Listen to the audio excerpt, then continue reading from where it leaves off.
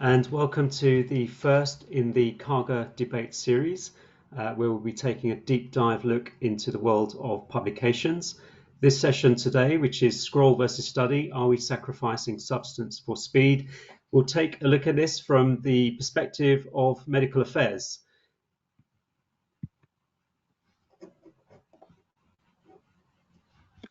Right, next slide, sorry about that. So just a quick disclaimer to say that the views expressed here are those of the presenters and do not necessarily reflect the organisations they work for or indeed for Karger. So we have a great faculty here today. Many of the names will be familiar to you. And I'll ask them to introduce themselves in a moment, but each of them has a wealth of experience in the world of publications, medical communications and medical affairs. I'll take the liberty to introduce myself first before handing over to the rest of the faculty.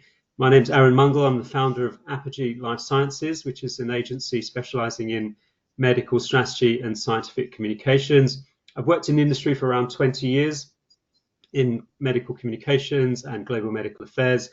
Most recently at BMS, where I manage a team responsible for content and publications for international markets. And I also lead the strategy domain at MAPS, the Medical Affairs Professional Society. So maybe we'll go in order. So Annalisa. Hi everyone, so I'm Annalisa Fisher. I've got about 25 years experience in medical communications in both industry and agency, and I'm currently Global Head of Medical Communications at Boehringer Ingelheim, based in Germany. Jamie. So my name is Jamie Griffin. I'm a Brit based in Pennsylvania by way of 12 years in Paris. I've got over 30 years experience in pharma, with the last 25 in scientific communications in one form or another. And most recently, I also worked for BMS. Right, I guess I'm next. So I can start in the same way. I'm a Dane living in Switzerland. I've been there for about 16 years now. I head up the publications and scientific communications team in Novo Nordisk for rare disease. And as mentioned, we're based out of Switzerland, Zurich. I have about 10 years of experience from pharma, and prior to that, I was a researcher working in academia. Very excited to be here today. Abhishek. Hi, everybody. My name is Abhishek. I am part of the Cell and Gene Medical Affairs team at Novartis. I've been in the pharma industry for close to 20 years, out of which a lot of it was spent on scientific communications and strategy. I'm part of the MAPS Medcoms focus area working group, and I've been a part of a lot of the ISMAP initiatives that you may have seen over the years. And I can't wait to spar with Jamie on this one later today. So hope you're going to find it interesting. Great, thank you, Abhishek and everyone. And I'll hand over now to Frank to introduce himself, but also, Frank, thank you for sponsoring this webinar from Karger's perspective. You're on mute, Frank. Sorry about that. Hello, everyone. We're thrilled to have you here today. So my name is Frank Våga. I'm the head of medical engagement in the healthcare unit of Karger Publishers. So I work in a team that delivers trusted medical information and education in diverse formats to both healthcare professionals and patients. Just a couple of words about Karger Publishers before we start the debate. So Karger is an independent, family-owned publisher. We have almost 100 journals that covers clinical and scientific research areas in almost all disciplines of human healthcare. Our purpose is connecting people and science. So we do that through publishing peer-reviewed articles, most of which are open access, but we also develop and disseminate scientific information beyond our traditional journals. Many of our clients are interested in disease awareness and medical education, such as our Fast Facts offering that covers patients and HCP handbooks, podcasts, IME e-learning, videos, and infographics. So we leverage our connections with many different medical societies and patient advocacy groups with the goal of ensuring that HCPs and patients have relevant information to make informed decisions. Back to you, Aaron. Brilliant. Thank you, Frank, and thank you all. We'll come back to the faculty in our panel debate. First, we're going to cover a couple. I thought we were going to the poll, but okay, we can cover the key questions here. So, as I said, we're going to ask the question, are we sacrificing substance for speed? So at least when I was a researcher 25 years ago, I would literally go to the library and photocopy articles from a physical journal, staple the article together, and then put it on a pile of to read on my desk. And this pile would never get any smaller. It was just kind of getting bigger and bigger, and it would never go down to nothing. And I think the problem is getting even more acute these days as the number of journals increases, the number of articles in the journals are going up, the number of special issues and supplementary information out there, and Congress highlights. And that's just on the journal side of things. When you start adding in newer channels and media and other sources of information, I think it can get quite overwhelming for HCPs to manage sorting through that information and digesting that. So we're asking the questions is how can HCPs keep up with that information? And one of the key questions today in our debate between Jamie and Abhishek is asking whether peer-reviewed journal articles are no longer the primary source of information for most HCPs. And we'll also consider in the debate whether non-peer-reviewed channels and summarized content or tools that can summarize content like your GPT models are more effective tools for research, learning, and data dissemination. And as I said, we are looking in this first of the series from a medical affairs perspective. And we'll also ask whether we do understand what the HCP needs and wants in pharma. So are we actually meeting their needs? Okay, apologies. So the question is coming up now. So we want to ask you a question first, and there is a Q&A icon. There's a little question icon in the top of your screen where you can submit questions to us. Please do use the Q&A button, because then the questions come directly to us and we won't lose it in the chat.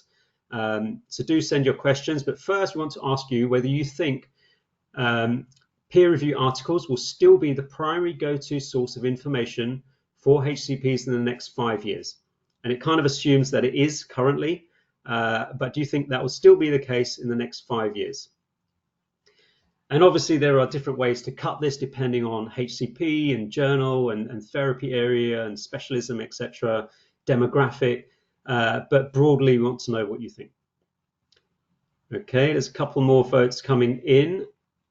I don't know if the panel can see it, but I'm going to end the poll and share the results now. And it's a bit closer than I thought, actually. Can folks see that? I did see the final count. It's okay. 60-40-ish. So yes. If I can convert 10%, then I think we'll be there.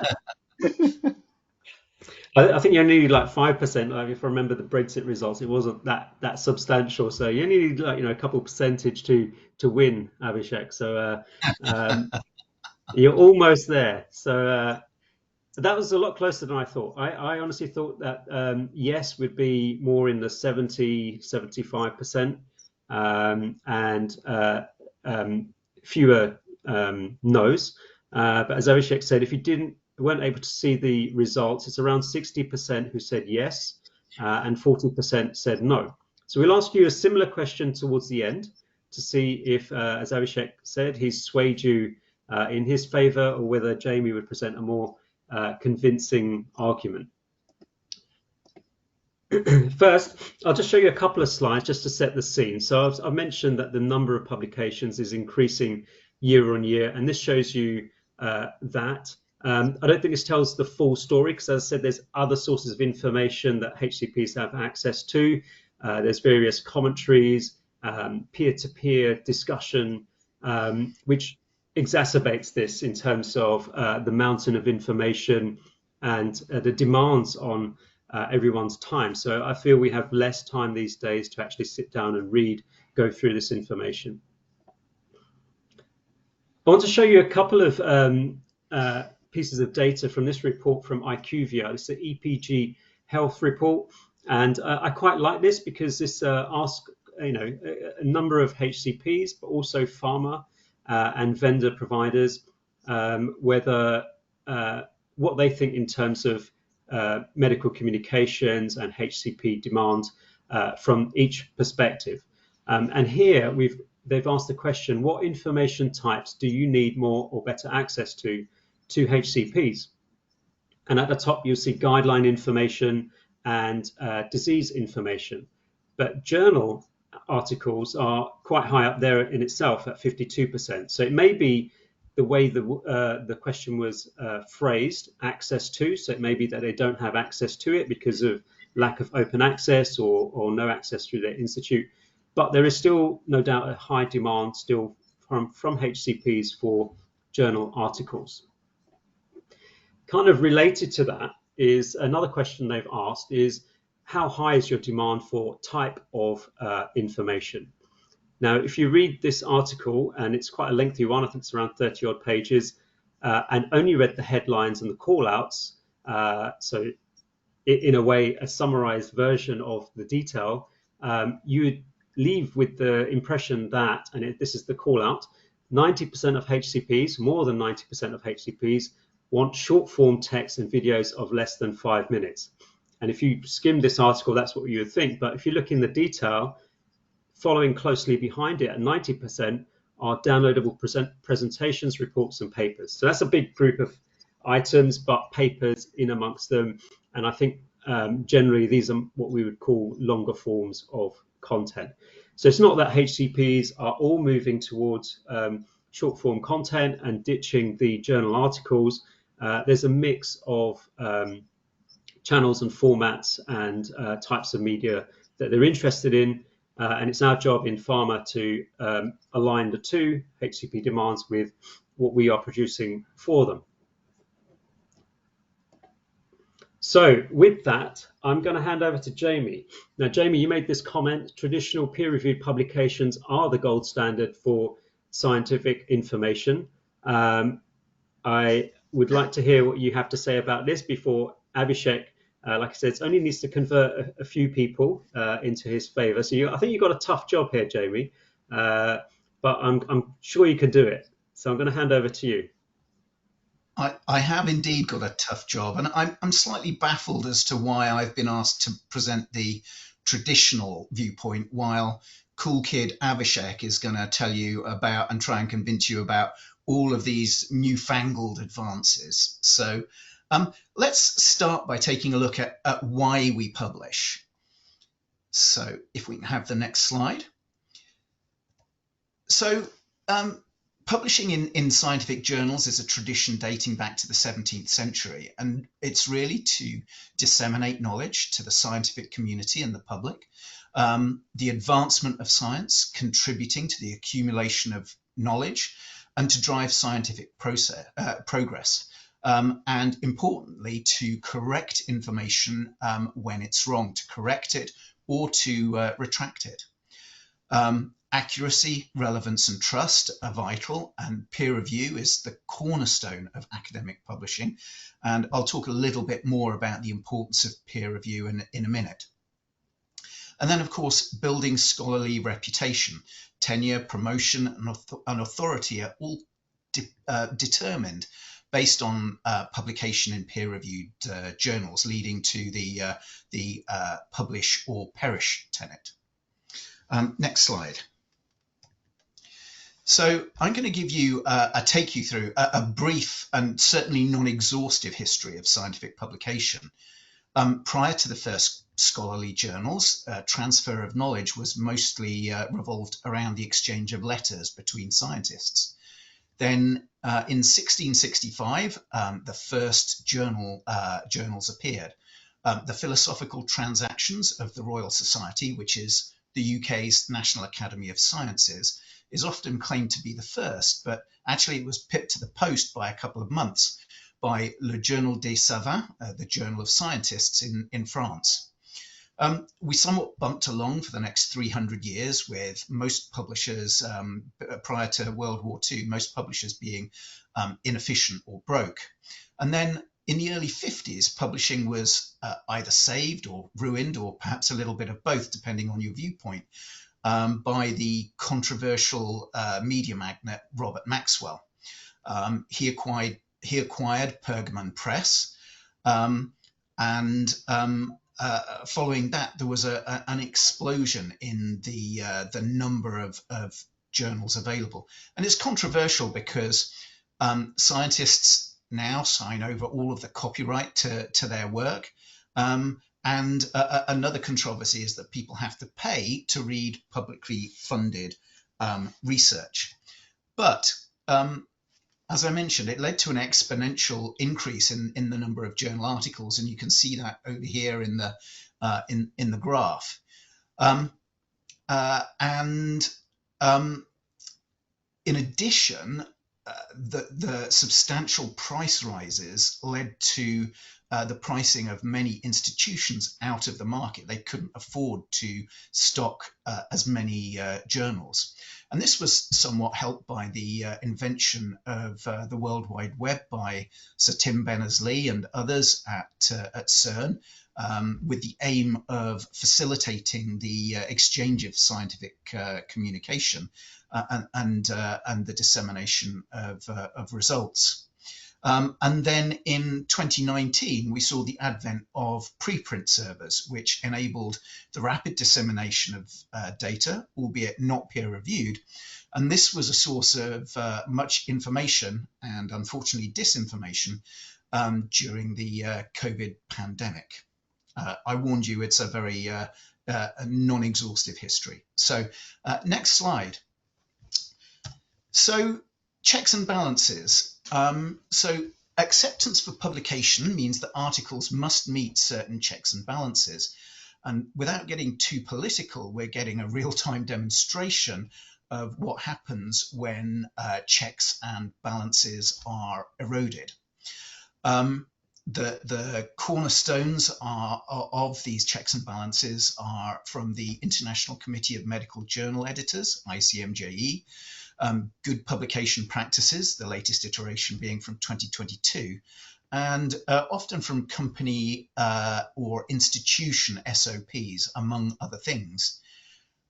And they help ensure the integrity, best practice, and ethical standards in the conduct and reporting of research.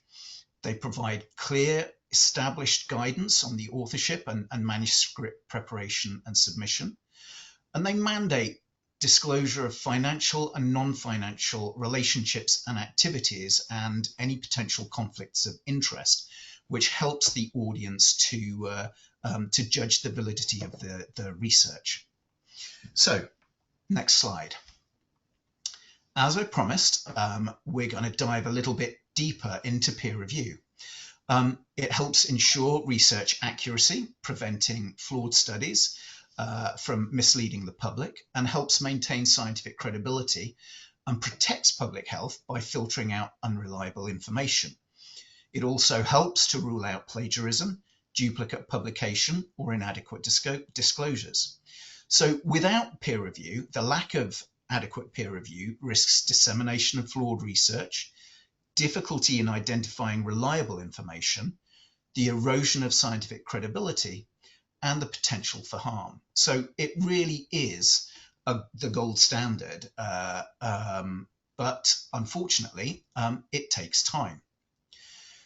So let's have a little look about what happens even sometimes with the checks and balances that we have available.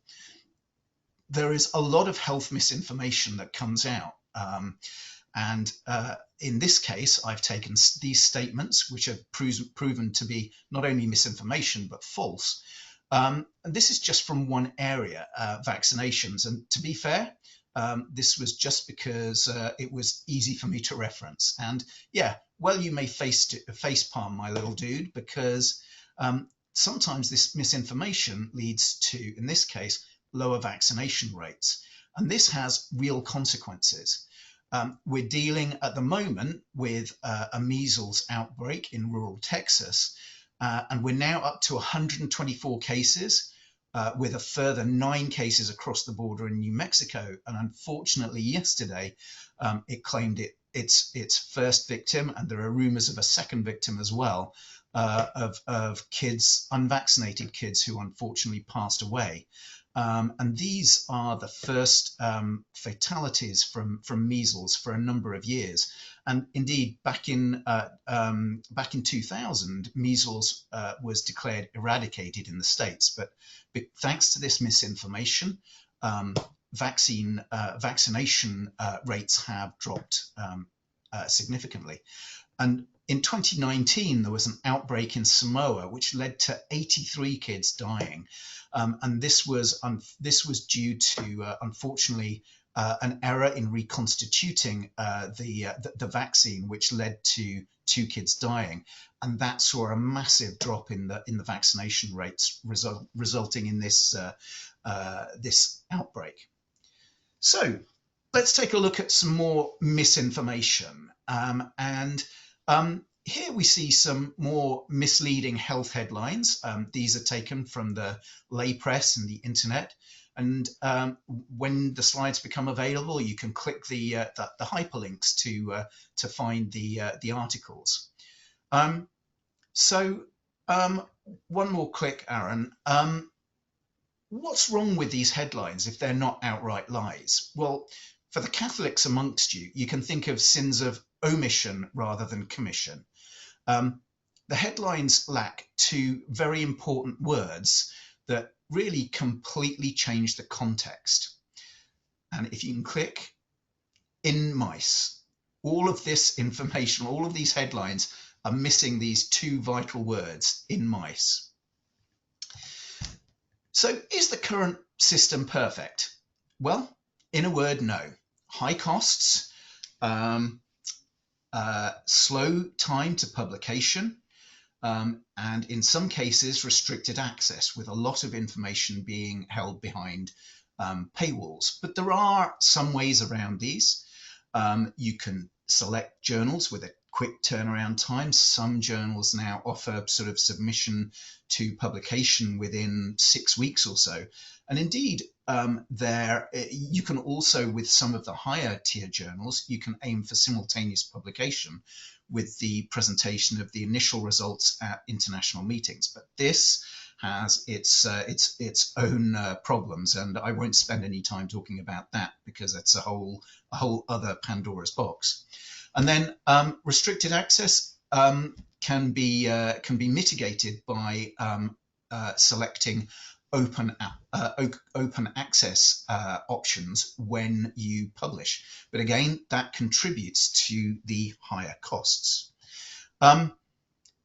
So undoubtedly, the way in which we consume our information is changing. The advent of pubs extenders means we can provide more bite-sized and easier to review information tailored to different audiences. We can listen in the car, watch a short video, look at infographics and cool data visualizations, rather than read reams of text. But, and this is very important, all of these, and if you can build, Aaron, all of these are based on peer-reviewed scientific publications. And I think that this is vital that we have these peer-reviewed publications as the genesis of all of these other extenders. So it's not a perfect system, but adequate peer review is absolutely vital to ensure research accuracy, to prevent bias, maintain credibility, and to filter out unreliable information and to protect public health. And I'll leave you with one final thought. AI is only as reliable on the data upon which it's trained. And I think that we've just seen from the misinformation out there that there is a lot of misinformation that AI will be able to draw from. And with that, I will hand over to Cool Kid Abhishek. Absolutely smashing presentation, JB. And I love you even more now that you called me cool. You're one of those very few people, so thank you for that. Um, so I'm here to talk about the opposing viewpoint, and I absolutely love debates because it gives you the space to talk about it. I think Jamie's presentation, especially if you remember the slide that talks about the current evils related to traditional publishing, it's quite telling, isn't it? And that's where I'm going to start from. So when we think about it, if you go to the next one, Aaron, please. Uh, let's be honest.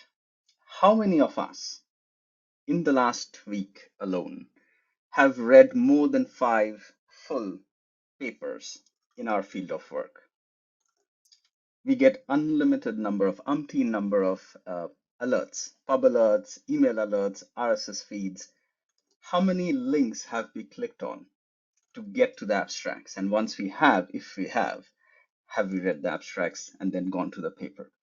Or is it more likely that we were on LinkedIn or maybe we were on X and we found a peer having shared a paper, or a physician or an expert having shared or commented on an article and made his observations? And in most cases, maybe they're accompanied by a visual element or an audio element. Are the chances high that we have actually clicked and got sucked into that debate or discussion more than the main paper? Is the quickest way to keep up with practice changing, Congress abstracts evolving? Do we really now go back to the Congress websites to look for the abstracts? Or do we wait for an expert to say, here is my top 10 abstracts from this conference? And then we wait for him or her to come back after a conference and say, here are the best ones that I thought of, right? So if we are changing in the way we get our information, are HCPs different than us? And if you look at the numbers here, Aaron talked about them. 70 million publications since 1996, 46,000 academic journals. It's absolutely uncontrollable. There needs to be a way to cut through the noise. And Jamie talked about the evolution in traditional publishing. Undeniable. But also look at the right side of this slide. The journey started in 1953 with a 2-page article, and if you recollect, this is the paper that Watson and Crick published on the DNA helix structure in 1953. Cut to 2015, we have this non-biology paper, of course, where we have more than 5,000 authors, and 3/4 of the paper is just listing out authors. So the question to ask is it building on scholarly reputation alone? Maybe yes. Is it advancing science? Perhaps not, maybe sometimes. So does this 2-page to 33-page journey make science more accurate, reliable, prestigious, trustworthy? Maybe we need to think a little bit more. And if we move on, what we will see is the concerns around the value of journals isn't new. This concern around this scientific discourse and role of medical journals, it dates back to 1953 or 1973, when you see that there was a demand already for innovative approaches, audio and video. I found this fascinating. And then you also see a critique from in the BMJ in 2005, which talks about how papers written are to be published and not to be read. And that's what makes it so complicated. That prestige often makes it difficult for us to acquire the knowledge. And thereafter, Richard Smith, who was the editor of BMJ for 13 years, he talks about how it's important for us to make it available to physicians. We owe it to them to provide synoptic content, and it's not just about full-page articles. So this gives you a sense of an endemic concern that's been building in traditional publishing for years. So if you go to the next one, again, fast forward to today, what HCPs are continuing to look for are more efficient ways of information acquisition. And Aaron showed you some numbers, and I thought they were quite interesting.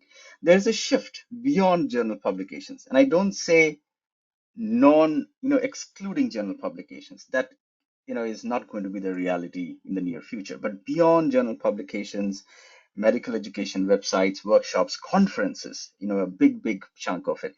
And social media is slowly making inroads into some of these lists. If you see, it's not there yet, but you can see it visible. not it like it was 5 years ago. And the physicians are using these opportunities to not just quickly access latest research, but also find collaborative partners, look for consultation on complicated medical cases. So it's a multi-purpose use. It's a community of sorts. So it is said it takes years for clinical practice to adopt any scientific research. And it is now emerging that conferences are actually accelerating this. Whereas if you look at the pie, guidelines, social media, and journals actually only keep half of that pie. They share half of the pie, which I think is quite telling. If we move on, you will again. I also saw a question in the chat, and I totally agree with Jamie that publications, to a certain degree, will continue to be the source from where we are going to derive different elements or formats. And that's why I feel there are two distinct approaches, two emerging information dissemination channels. On one hand, we will have publication enhancements or extenders. These are absolutely going to count on peer-reviewed publications. But what they're going to do is they're going to enhance the reach and engagement of the content through the visual formats, infographics, audio, plain language summaries. And then we have a different option, which is an alternative peer review channel. And this is not just about the preprint servers, which are, of course, super important because they're democratizing how reviews are happening, peer reviews are happening. They're kind of taking away that black box. But what are also happening is there are vodcast publications that are peer-reviewed and citable. There are video publications that are peer-reviewed and citable. And this is opening up opportunities for peer-reviewed content in different format than what we have been sure. And again, AI is a whole different topic, perhaps another webinar. But suffice to say, at this stage, I am cautiously optimistic because there are things that could work well or things that could go wrong. And in terms of safeguards, if you think about safeguards, and you will see that when we think of next, the safeguards, does traditional peer review truly offer the trust, reliability, and prestige?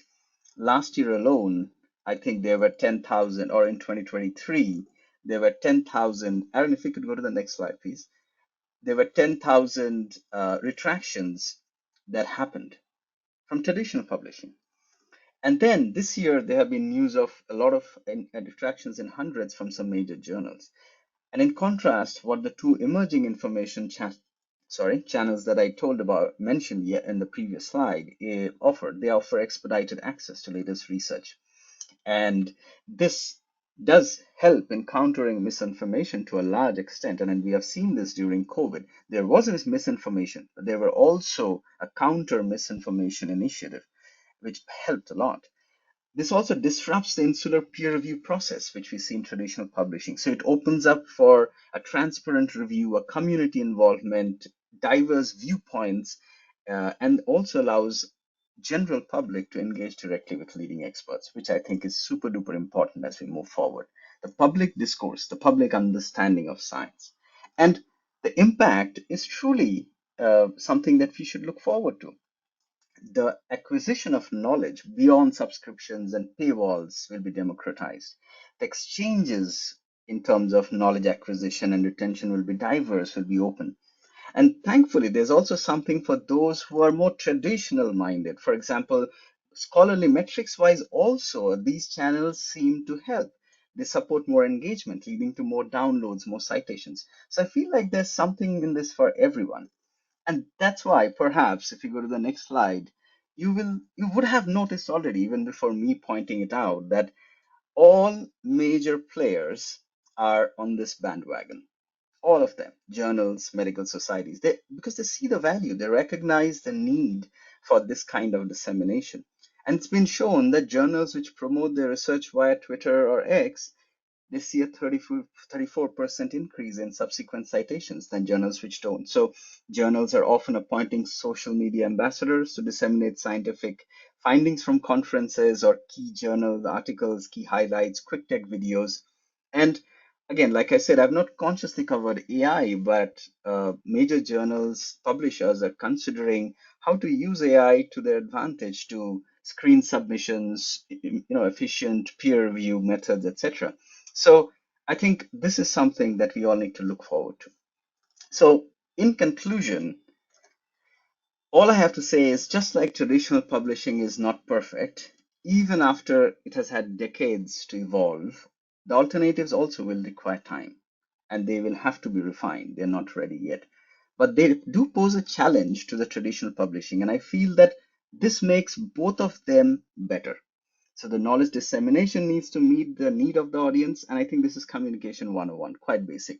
Fine tuning the format, diversifying the audience, improving the reach and engagement. This has become easy with the emerging channels. And I think the traditional publishing aspect will slowly catch up with this. So it's a win win for everybody, for the audience, for the readers. And most importantly, I think what this is going to do is it gives us an opportunity to democratize knowledge dissemination. And all of this together, I believe, will create a positive societal impact. And with that, I'm going to stop for now and hand it back to Aaron.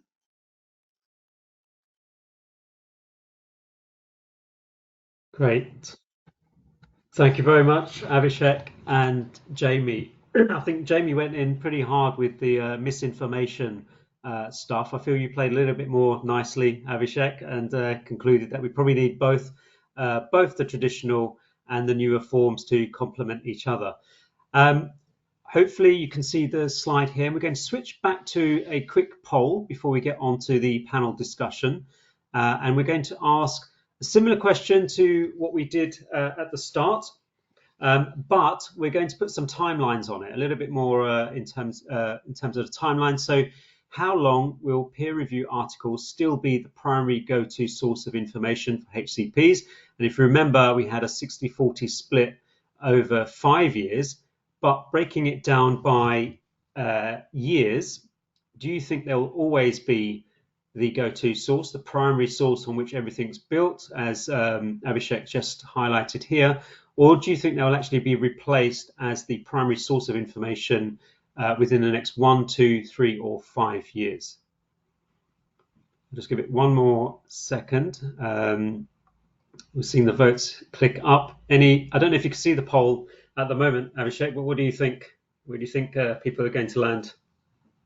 Well, I think it's like we started off the election, we had two major parties, and now we have broken into regional parties. So it's a little bit difficult at this point. But I think, if you know me and people know me, then I'm also a very staunch believer of publication. So I'm glad to see at least still that around 35, 34-ish persons, still feel they are here to stay. What I find interesting is also there are hopefuls among us who think within a year they're going to get, these are going to become obsolete, which kudos to you for thinking that. 2 years and 3 years. I think there's quite a bit I see in 3 and 4. So total, 46? Oh, it's increasing. So I think yes. So we should do this next year and see how it works out. Yeah, okay. I'm going to share the results. Hopefully you can see it.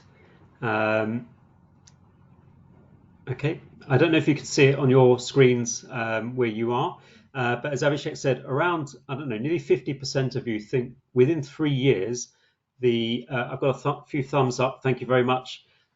Within 3 years,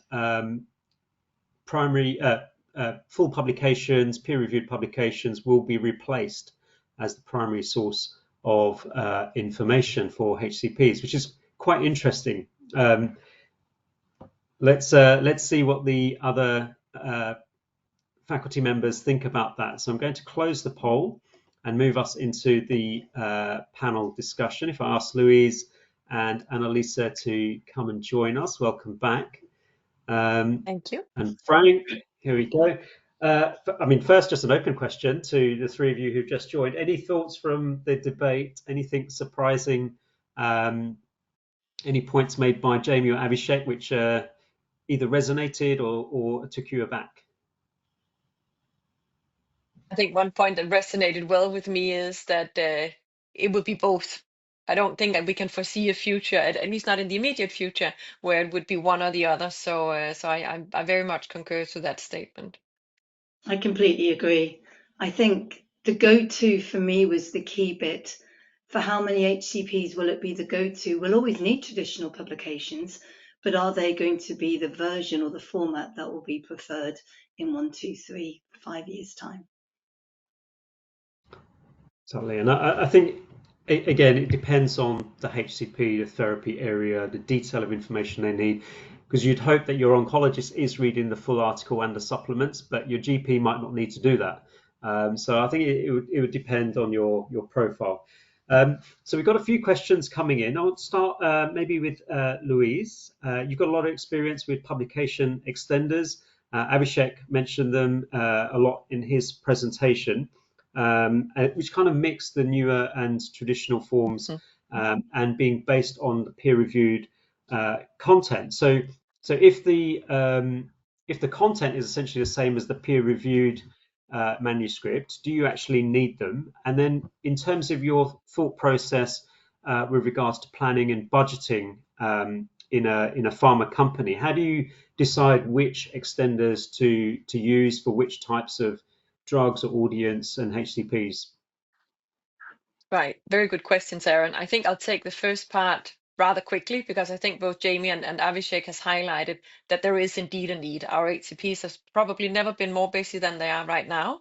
And at the same time, the amount of scientific literature is just exploding at the moment. So we do need to ensure that if we really want them to read our data to understand what our drugs can do for us working in pharma, why not provide them with a quick entry into the key topics of an article, right? And then we would, of course, hope, as you also mentioned, with our oncologist or whatever other specialists we may encounter, that they will actually go back and look at the full publications and get those details that are important enough for them to make an informed decision. So I think that's my short answer to the first part. Planning, I don't think can be emphasized enough. None of us work with unlimited budget. So if you want to ensure that we get the right extenders out, early planning is absolute key. Otherwise, we end up in a situation where at the end of the year, we have a fantastic manuscript coming out and we really want to make noise around it, but there's just no budget left to do that. So the earlier, the better. Think about what are our key publications, where do we need to make a lot of noise, where do we need to really ensure that maybe multiple different types of audiences will read and understand this because they might have different needs. And that sort of leads into the third part of your question as well. What type of extenders would we choose for different types of publications? I wish I could give you sort of a quick decision tree. In my experience, what I've seen working with extenders over, what is it now, 8 years, is they kind of want it all. So you ask 10 different ATPs or readers, and they want different things. So again, that brings us back to a bit of the planning part, right? Do you have that one key manuscript? Maybe you need to develop 3 different formats to ensure that it really gets out there. And if you have something that's a little lower priority, maybe you want a quick short summary, a PLS, a graphical abstract, something that you can rather quickly get done. And finally, I just want to mention a new way of working that we've started to implement. We call it modular content. So basically, whenever we develop an extender, we try to break it down in individual components so that when we roll it out to our affiliates and other stakeholders in the company, they can basically pick and choose whatever they want. Because I think it's also an assumption sometimes that us who work in a global function seem to think we know what everybody needs and wants, but clearly that's never the case. So I think the more choice and options we can provide, the better it will be to communicate our science, and that's ultimately what we want, right? Yeah, good point, and I totally agree. I always struggle to maybe align or anticipate what the HCP wants are with what we're planning from a budget perspective, particularly if you're doing this a year in advance. It can be sometimes difficult, so you end up doing multiple formats. And it always reminds me of something I mentioned before in another call. Was for my son, he's only 3, but he's got a book which he loves, but he likes the audio book. He likes the touchy-feely version of it. He likes the video version of it. Yeah. So you have to produce things in different formats depending on HCP and the mood and where they are. Right. So Jamie, that's not even the different. Oh, sorry, I was just going to follow up, Aaron, and say it's not even the different ATPs, right? It could be the same ATP on different days, wanting different things. exactly. So I never know what mood he's in, but so yeah, I've got all of them on hand just in case. But Jamie, I know you had a viewpoint on allied HCPs, because we tend to think of HCPs in these types of discussions as the doctors, but you've also got a lot of experience with other HCPs. Yeah, I think that the extenders are a great avenue for allied healthcare professionals like pharmacists, like nurse practitioners, like physician's assistants, who are often integral to the patient pathway, and also for doctors who don't necessarily have English, which is the predominant language, as a first language. And I think the publication extenders help to democratize healthcare a little bit, because it provides information to a much broader audience, which hopefully will lead to improved care for the patients, and they can be they're much better informed, their own advocates as well. So I really do think that there is a place for the publication extenders, but as I mentioned, I think that these have to be based on peer-reviewed articles. And just a final question on the extenders before we move on to something else. Frank, from a publisher's perspective, do you see much appetite for extenders from non-pharma sponsored studies, and how are you seeing that being used by HCPs? Because I think trying to connect what we're trying to produce with the actual end user in mind, maybe we struggle a little bit. Yeah, I think pharma is the ones pushing most for publications extenders. Some reasons for that. There's budget, and you need to plan carefully, maybe to time it with a launch and so on. So we see more of the extenders coming from sponsored research. From the academic, if I look at all the research published, it's not a lot of academic papers that have publication extenders, like a video abstract or a PLS. We encouraged it at Karger for people to submit a graphical abstract or a PLS, but it's not done to a large extent. So why is that? Why do not, like all the other researchers, put in the time and the effort to do that? Yeah, I think their primary concern and how they're incentivized is often to get things published, and then they have already moved on to something else. Unfortunately, we would like to see more also from the academic side doing publication extender. There are some initiatives, especially in the UK. They have an impact reference framework in the UK called Research Excellence Framework, and it's in place, and it impacts funding for UK researchers. So it's a framework to measure impact outside academia.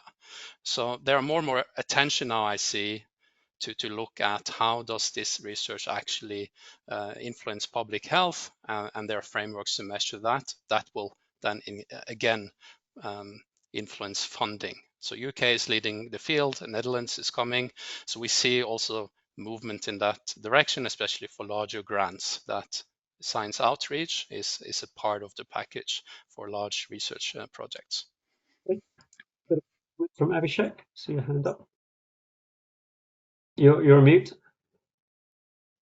I see that time is running out, so I'm going to make two quick comments. One is that I think this is one of the reasons why some of the publishers have taken this step to help develop this free of charge for these academic authors. And I think that can go a long way. And the second thing is, it doesn't necessarily always have to be this bright, shiny thing in terms of extenders. I've had experiences where a physician recorded himself on his iPhone sitting in his office with sound, etc., versus someone created a really shiny video of a study, and somehow the authenticity and the value of that shone through in his video, and that got more uptake. So I think it's more about how you want to choose. I agree with Louis. Just because your budget, you shouldn't go all out, because what you're creating is an information overload also then for extenders.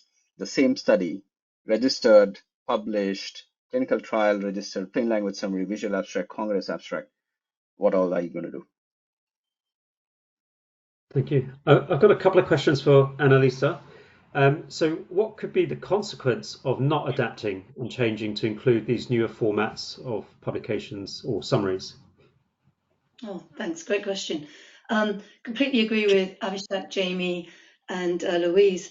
I mean, it could be that the HCPs are not aware of the relevant data that they need, and then the consequences the patient might not get the best treatment. We know that a lot of data goes unnoticed. Many papers are read by less than 10 people, and for some publications, it is really important to improve their reach and their impact through a publication extender or a publication amplifier. And completely agree with you, Louise. You gave a really great summary of how that should be done, why it's important, and the art of publication strategy to ensure that that's done correctly. Secondly, HCPs are so busy, aren't they? And we've got the data overload thing. And we know from studies that many HCPs prefer to read content in the publication extender format, the video abstract, the infographic, because then they can at least see whether or not that data is of relevance, and they may or may not choose to go to the traditional format publication. So I think we're going to see over the next few years that this micro content is becoming more and more important as time goes on. And obviously not commenting directly from your own organisation, but how quickly do you feel pharma is adapting or, quote, modernising? I think pharma is not the most agile industry. We can't do things so quickly. We're regulated. We've got to follow lots of rules, and I think we are getting there. I think all the companies are definitely investing heavily in this area, but we need to do more, and we need to be really listening to our customers, the HCPs, the patients.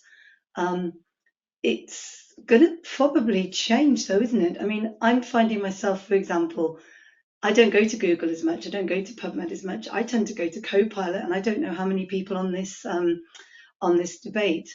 Are you finding yourself going to other sources of information now rather than traditional or even publication extender?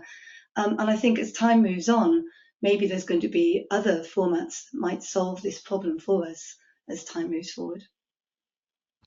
Yeah, I agree. I think there's always going to be new things coming in, and if you ask someone, I don't know, 10, 15 years ago what Google was, they wouldn't know. And even yeah, my kids are using things that I don't know. They're teaching me stuff. So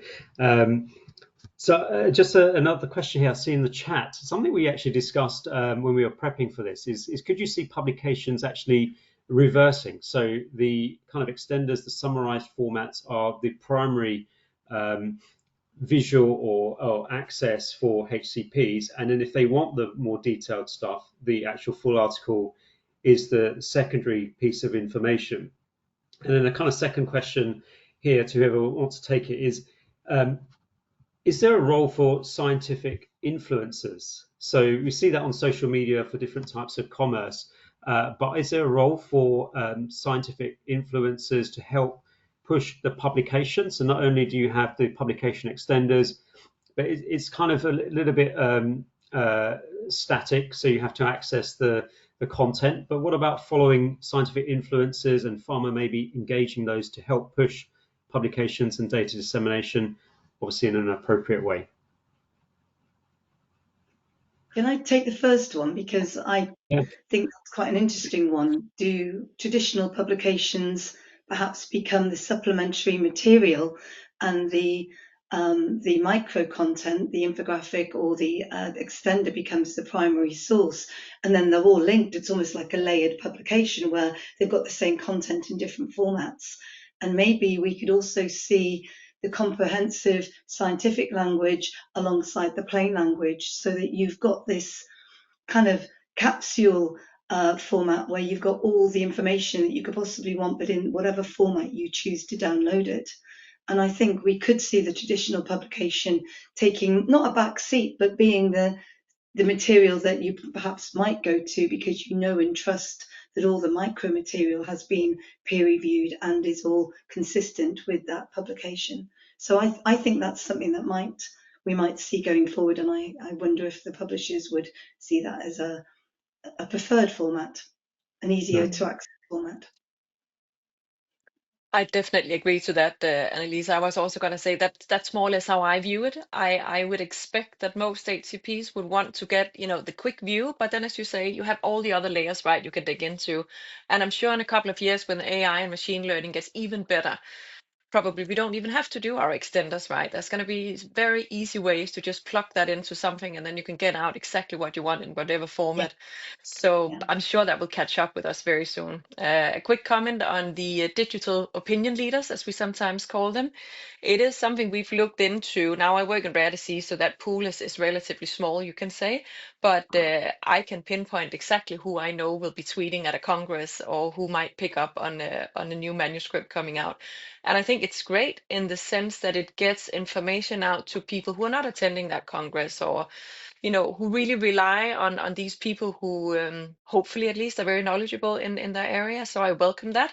For us as pharma companies to work with them, sure, but I also see a lot of compliance around that. I think we need to be very mindful because then we really step quite far away from peer-reviewed content and get a lot more over to something that is based on personal opinion. And I think we need to be careful how we work with those people and endorse whatever they're putting out there.